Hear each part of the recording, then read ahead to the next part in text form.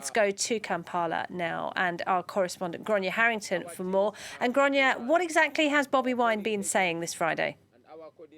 So at a press conference at his home earlier, Bobi Wine, he claimed he was winning this election by a long way. He called this election the worst case of rigging in Ugandan history. He used the phrase daylight robbery, and he accused soldiers of intimidating people and stuffing ballot boxes. He said in some parts of the country people didn't vote at all. Now, he stopped short of directly calling for any kind of action, but he did say whatever we do will be lawful, suggesting he might make a more direct call to action from his supporters. So he said he'll make another announcement later in the day, so we'll wait to hear what he has to say then. The Electoral Commission has responded to these claims by Bobi Wine, saying he needed to prove these accusations. They defended the transparency of the process and said that the internet blackout, which has been throughout the country since yesterday, hasn't affected the transmission of the results in any way. That's been disputed by several opposition candidates who say they've not been able to effectively observe the tallying due to the internet shutdown. And Grania, is there a risk that Bobi Wine's comments will spark unrest in Uganda?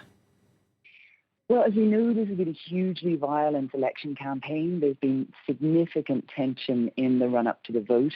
The president and the security services have repeatedly warned that any kind of unrest would be very firmly dealt with. The police chief saying before the election that anyone who caused trouble would regret the day they were born.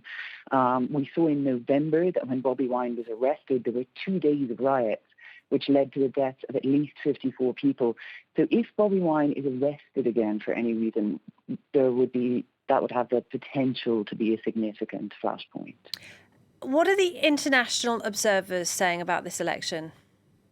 Well, there are very few international observers, much fewer than in previous elections. The European Union, normally one of the main observer missions, haven't got observers here this year. They decided not to send a mission because they say none of the recommendations that they've made after previous elections have ever been applied. Some diplomatic missions here in Kampala have sent observers across the country, and reports are patchy so far because of the internet blackout. But there are consistent reports of polling stations having opened late, of problems with the biometric voter identification system. But we're still waiting for a full report from both the diplomatic missions and the East African community observers. Local observers have also pointed to problems with the biometric system, but they said there was a high turnout, especially amongst younger voters. Grania Harrington in Kampala, thank you very much indeed.